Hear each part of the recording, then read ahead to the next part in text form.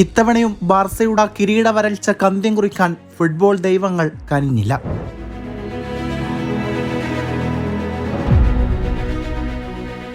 മെട്രോപൊളിറ്റാനോയിൽ ചോര നീരാക്കി പൊരുതിയിട്ടും വിധി അവർക്കെതിരെയായിരുന്നു.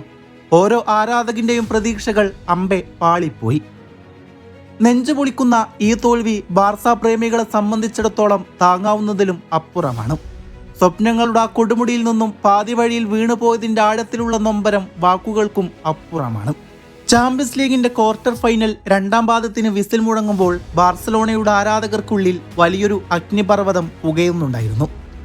ആദ്യ പാദത്തിലെ 2-0 എന്ന കടം വീട്ടാൻ ഉറച്ചെത്തിയ ബാർസലോണക്ക് മെട്രോപൊളിറ്റാനോ വലിയൊരു വെല്ലുവിളിയായിരുന്നു. എങ്കിലും ഹാൻസി ഫ്ലിക്കിന്റെ തന്ത്രങ്ങളിൽ വിശ്വാസമർപ്പിച്ച് ലോകം മുഴുവനുമുള്ള ആരാധകർ കാത്തിരുന്നു. കളി തുടങ്ങി വെറും 30 സെക്കൻഡിനുള്ളിൽ തന്നെ ബാർസലോണ തങ്ങളുടെ ഉദ്ദേശം വ്യക്തമാക്കി. ലാമിൻ യമാൽ എന്ന കൗമാര വിസ്മയം അത്ലറ്റിക്കോ പ്രതിരോധത്തെ വിറപ്പിച്ചുകൊണ്ട് ആദ്യത്തെ ഷോട്ട് പായിച്ചു. എന്നാൽ 4-ാം മിനിറ്റിൽ ലെങ്ക്ലെറ്റിന്റെ പ്രതിരോധ പിഴവിനെ അതിനിപുണമായി മുതലെടുത്ത് ഫെറാൻ ടോറസ് യമാലിലേക്ക് പന്തെത്തിച്ചു. ഗോൾ കീപ്പർ മുസ്സോക്ക് ഒന്നും ചെയ്യാൻ കഴിയാത്തക്ക വിധം യമാൽ പന്ത് വലയിലെത്തിച്ചു. സ്റ്റേഡിയം ഒരു നിമിഷം നിശബ്ദമായി. അതൊരു സ്വപ്നതുല്യമായ തുടക്കമായിരുന്നു. സമീപകാലത്ത് ഫോമില്ലായ്മയുടെ പേരിൽ പഴിക്കേട്ട ഫെറാൻ ടോറസ് തന്റെ വിമർശകർക്ക് മറുപടി നൽകുന്ന കാഴ്ചയാണ് പിന്നീട് കണ്ടത്. എസ്പാനിയോളിനെതിരെ നേടിയ ഇരട്ട ഗോളുകളുടെ ആത്മവിശ്വാസം ടോറസിന്റെ ചലനങ്ങളിൽ വ്യക്തമായിരുന്നു. 20-ാം മിനിറ്റിൽ ഡാനി ഓൾമോയുടെ കൃത്യമായ പാസ് സ്വീകരിച്ച് വെടിയുണ്ട കണക്കെ ടോറസ് പന്ത് വലയിലെത്തിച്ചപ്പോൾ അഗ്രഗേറ്റിൽ 2-2 അതോടെ മത്സരം സമനിലയിലേക്ക്. അത്ലറ്റിക്കോയുടെ UCL മോഹങ്ങൾ കെട്ടണഞ്ഞു എന്ന് കരുതിയതാണ്. സെമി ഫൈനലിലേക്കുള്ള ടിക്കറ്റ് ബാർസലോണ ഉറപ്പിക്കുമെന്ന് നനച്ചതാണ്. ബാർസലോണ 3-ാം ഗോളിനായി ദാഹിച്ചു നിൽക്കുമ്പോഴാണ് അത്ലറ്റിക്കോയുടെ ആ മിന്നൽ പ്രത്യാക്രമണം ഉണ്ടായത്. അരമണിക്കൂർ പിന്നിട്ടുടനെ ഒരു മികച്ച കൗണ്ടർ അറ്റാക്കിലൂടെ അഡമോളോ ലുക്മാൻ ബാർസലോണയുടെ വല കുലുക്കി. ഒരു പിൻ പോയിന്റ് ക്രോസ് ഗോളാക്കി മാറ്റിക്കൊണ്ട് ലുക്മാൻ അത്ലറ്റിക്കോക്ക് അഗ്രഗേറ്റിൽ ലീഡ് തിരികെ നൽകി. മിഡ്ഫീൽഡിൽ ഡാനി ഓൾമോയുടെ പ്രകടനം പറയാതിരിക്കാൻ വയ്യ. ടോറസിന്റെ ഗോളിന് വഴിയൊരുക്കിയ ആ പാസ് മാത്രം മതി ഓൾമോയുടെ ക്ലാസ് വ്യക്തമാക്കാൻ. മുന്നേറ്റ നിരയെ കൃത്യമായി കോർത്തിണക്കി അദ്ദേഹം ബാർസയുടെ ആക്രമണങ്ങൾക്ക് മൂർച്ച കൂട്ടി. എന്നിരുന്നാലും തുടക്കത്തിൽ ലഭിച്ച ആ സുവർണാവസരം നഷ്ടപ്പെടുത്തിയത് ആരാധകരിൽ നേരിയ നിരാശ പടർത്തി. ബാർസയുടെ ആക്രമണങ്ങൾക്ക് മുന്നിൽ പതറാതെ ഡീഗോ സിമിയോണി തന്റെ വിഖ്യാതമായ പ്രതിരോധ തന്ത്രങ്ങൾ പയറ്റാൻ തുടങ്ങി. ആദ്യ അരമണിക്കൂർ ബാർസലോണയുടെ ആധിപത്യമായിരുന്നെങ്കിലും അത്ലറ്റിക്കോ മാഡ്രിഡ് പതുക്കെ താളം കണ്ടെത്താൻ ശ്രമിച്ചുകൊണ്ടേയിരുന്നു. കളിയിലെ ശാരീരിക വേഗതയും സമ്മർദ്ദവും ഒരേ നിമിഷവും വർദ്ധിച്ചുകൊണ്ടേയിരുന്നു. ആദ്യ പകുതിയിലെ ആവേശം രണ്ടാം പകുതിയിൽ നിലനിർത്താൻ ബാർസലോണക്ക് സാധിച്ചില്ല. പതുക്കെ അത്ലറ്റിക്കോ മാഡ്രിഡ് കളിയിൽ ആധിപത്യമുറപ്പിച്ചു. പന്തിന്മേലുള്ള നിയന്ത്രണം സന്ദർശകർക്ക് നഷ്ടപ്പെടാൻ തുടങ്ങി. ഓരോ നീക്കത്തിലും ബാർസയുടെ തളർച്ച പ്രകടമായിരുന്നു. ആവേശത്തോടെ തുടങ്ങിയ ബാർസ പതുക്കെ പ്രതിരോധത്തിലേക്ക് വലഞ്ഞു. മധ്യനിരയിൽ ഫെർമിൻ ലോപ്പസ് കഠിനാധ്വാനം ചെയ്തെങ്കിലും നിർണായക നിമിഷങ്ങളിൽ പിഴക്കുകയായിരുന്നു. പോയിന്റ് ബ്ലാങ്ക് റേഞ്ചിൽ നിന്ന് ലഭിച്ച ആ ഹെഡർ ഗോളാക്കി മാറ്റാൻ അദ്ദേഹത്തിന് സാധിച്ചില്ലായിരുന്നു. ജുവാൻ മുസ്സോയുടെ മികച്ചൊരു സേവ് ഫെർമിനെ നിരാശനാക്കി. ഈ അവസരം മുതലാക്കിയിരുന്നുവെങ്കിൽ ഒരുപക്ഷെ മത്സരഫലം മറ്റൊന്നാകുമായിരുന്നു. ജൂൾസ് കൗണ്ടയുടെ പ്രകടനം ഈ മത്സരത്തിൽ വലിയൊരു ചോദ്യചിഹ്നമായി മാറി. ലുക്മാന്റെ വേഗതക്കൊപ്പം എത്താൻ അദ്ദേഹം പാടുപെട്ടു. പ്രതിരോധ നിരയിലെ ഏകോപനമില്ലായ്മ ബാർസലോണക്ക് വലിയ തിരിച്ചടിയായി. അത്ലറ്റിക്കോയുടെ മുന്നേറ്റങ്ങളെ തടയുന്നതിൽ കൗണ്ട പലപ്പോഴും പരാജയപ്പെട്ടു. മത്സരത്തിലെ ഏറ്റവും ദൗർഭാഗ്യകരമായ നിമിഷം എറിക് ഗാർഷ്യയുടെ ആ ചുവപ്പ് കാർഡായിരുന്നു. അവസാന 10 മിനിറ്റിൽ സമനില ഗോളിനായി ബാർസ പൊരുതുമ്പോഴാണ് ഗാർഷ്യക്ക് പുറത്തു പോകേണ്ടി വന്നത്.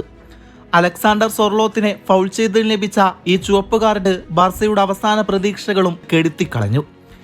ഗവി തന്റെ പതിവ് ശൈലിയിൽ കളിക്കളത്തിൽ നിറഞ്ഞു നിന്നു. മൈതാനത്തിന്റെ ഓരോ കോണിലും ഓടിയെത്തി പന്ത് വീണ്ടെടുക്കാൻ അദ്ദേഹം ശ്രമിച്ചുകൊണ്ടേയിരുന്നു. മത്സരത്തിന്റെ വേഗതക്കൊപ്പം ചിലപ്പോഴൊക്കെ പൊരുതിപ്പെടാൻ പെഡ്രിക്ക് പ്രയാസമായെങ്കിലും അദ്ദേഹത്തിന്റെ പാസുകൾ കൃത്യതയുള്ളതായിരുന്നു. സമ്മർദ്ദഘട്ടത്തിലും പന്ത് കൈവശം വെക്കാനുള്ള അദ്ദേഹത്തിന്റെ കഴിവ് എടുത്തു പറയേണ്ടതാണ്. വിങ്ങിലൂടെ മുന്നേറി ആക്രമണങ്ങൾക്ക് മൂർച്ച കൂട്ടാൻ കാൻസലോ ശ്രമിച്ചുകൊണ്ടേയിരുന്നു. പ്രതിരോധത്തിലും ആക്രമണത്തിലും ഒരേപോലെ പങ്കാളിയായെങ്കിലും ലക്ഷ്യത്തിലേക്ക് പന്തെത്തിക്കുന്നതിൽ അദ്ദേഹം പരാജയപ്പെട്ടു. പലപ്പോഴും ക്രോസുകൾ കൃത്യമായ സ്ഥാനത്ത് എത്താതിരുന്നത് ബാർസലോണയുടെ മുന്നേറ്റങ്ങളെ ബാധിക്കുകയായിരുന്നു. പ്രതിരോധത്തിൽ ജെറാർഡ് മാർട്ടിൻ ശ്രദ്ധേയമായ പ്രകടനമാണ് കാഴ്ചവെച്ചത്. അന്റോൻ ഗ്രീസ്മാനെ പോലുള്ള താരത്തെ തടഞ്ഞു നിർത്തുന്നതിൽ അദ്ദേഹം സർവം പുറത്തെടുത്ത് പോരാടി. മാർട്ടിന്റെ കൃത്യമായ ടാക്ലിങ്ങുകൾ പലപ്പോഴും ബാർസയെ വലിയൊരു അപകടങ്ങളിൽ നിന്നാണ് രക്ഷിച്ചെടുത്തത്. ഗോൾ കീപ്പർ ജോൺ ഗാർഷ്യയ്ക്ക് മത്സരത്തിൽ വലിയൊരു പങ്കുണ്ടായിരുന്നു. ലുക്മാന്റെ ഗോൾ തടയാൻ കഴിഞ്ഞില്ലെങ്കിലും ലെ നൊമാർഡിന്റെ ഹെഡർ തടഞ്ഞത് അദ്ദേഹത്തിന്റെ പ്രതിഭ വിളിച്ചോതുന്നു. ടീമിനെ മത്സരത്തിൽ നിലനിർത്താൻ അദ്ദേഹം ആവുന്നത്രയും പരിശ്രമിച്ചു. ഫെറാൻ ടോറസിന് രണ്ടാം പകുതിയിൽ ഒരു ഗോൾ കൂടി നേടാൻ അവസരം ലഭിച്ചെങ്കിലും അത് ഓഫ്സൈഡ് വിളിക്കപ്പെടുകയായിരുന്നു. ആ ഗോൾ അനുവദിക്കപ്പെട്ടിരുന്നുവെങ്കിൽ മത്സരം അധിക സമയത്തേക്ക് നീളുമായിരുന്നു. ബാർസയുടെ ഭാഗ്യമില്ലായ്മ ആ നിമിഷം വ്യക്തമായി. പരിശീലകൻ ഹാൻസി ഫ്ലിക്ക് തന്റെ ടീമിനെ മികച്ച രീതിയിലാണ് ഒരുക്കിയത്. ആക്രമണ ഫുട്ബോൾ കളിക്കാൻ അദ്ദേഹം ശ്രമിച്ചുകൊണ്ടേയിരുന്നു. എറിഗാർഷ്യയുടെ ചുവപ്പ് കാർഡും പ്രതിരോധത്തിലെ വ്യക്തിഗത പിഴവുകളും ഫ്ലിക്കിന്റെ കണക്കുകൂട്ടലുകൾ തെറ്റിക്കുകയായിരുന്നു. ഡീഗോ സിമിയോണിയുടെ ടീം കാണിച്ച അച്ചടക്കമാണ് അവരെ വിജയത്തിലേക്ക് നയിച്ചത്. ഒരു ഗോൾ വഴങ്ങിയ ശേഷവും പരിഭ്രമിക്കാതെ അവർ തങ്ങളുടെ തന്ത്രങ്ങളിൽ ഉറച്ചു നിന്നു. കൗണ്ടർ അറ്റാക്കിലൂടെ ബാർസയെ നിരന്തരം ശ്വാസം മുട്ടിക്കാൻ അവർക്ക് സാധിച്ചു. അവസാന നിമിഷങ്ങളിൽ പകരക്കാരനായി ഇറങ്ങിയ അറോഹോക്ക് കാര്യമായൊന്നും ചെയ്യാൻ സാധിച്ചില്ലായിരുന്നു. ഒരു ഹെഡർ അവസരം ലഭിച്ചെങ്കിലും അത് ലക്ഷ്യത്തിലെത്തിക്കാൻ അദ്ദേഹത്തിനായില്ല. 10 പേരായി ചുരുങ്ങിയ ബാർസലോണക്ക് അതൊരു വലിയ വെല്ലുവിളിയായിരുന്നു. മെട്രോപൊളിറ്റാനോയിലെത്തിയ ബാർസ ആരാധകർക്ക് ആ രാത്രി കൈപ്പേറിയതായിരുന്നു. തങ്ങളുടെ ടീമിന്റെ തിരിച്ചുവരവ് ആഗ്രഹിച്ചെത്തിയ അവർക്ക് പരാജയം ഉൾക്കൊള്ളാൻ പ്രയാസമായിരുന്നു. 11 വർഷത്തെ ചാമ്പ്യൻസ് ലീഗ് വരൾച്ച വീണ്ടും നീളുകയാണ്. വിമർശനങ്ങൾക്കിടയിലും ഫെറാൻ ടോറസ് നടത്തിയ പോരാട്ടം പ്രശംസനീയമാണ്. റോബർട്ട് ലെവൻഡോസ്കിയെ പോലൊരു ഇതിഹാസത്തിന് പകരമിറങ്ങി തന്റെ സ്ഥാനം അദ്ദേഹം ന്യായീകരിച്ചു. വരും മത്സരങ്ങളിൽ ടോറസ് കൂടുതൽ കരുത്തോടെ മടങ്ങിയെത്തുമെന്ന് ഉറപ്പാണ്. ഈ മത്സരം ബാർസലോണക്ക് വലിയ പാഠങ്ങളാണ് നൽകുന്നത്.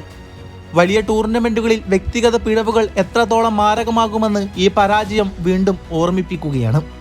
പ്രതിരോധ നിരയിൽ കൂടുതൽ സ്ഥിരത കൊണ്ടുവരേണ്ടത് അത്യാവശ്യമാണ്.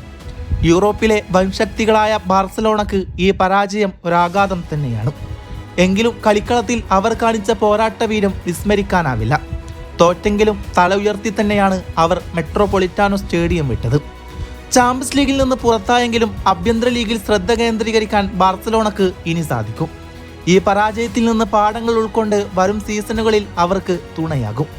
വീണ് പോയിടത്തു നിന്നും കൂടുതൽ കരുത്തോടെ ബാർസലോണ ഉയർത്തെഴുന്നേൽക്കുമെന്ന് നമുക്ക് പ്രത്യാശിക്കാം.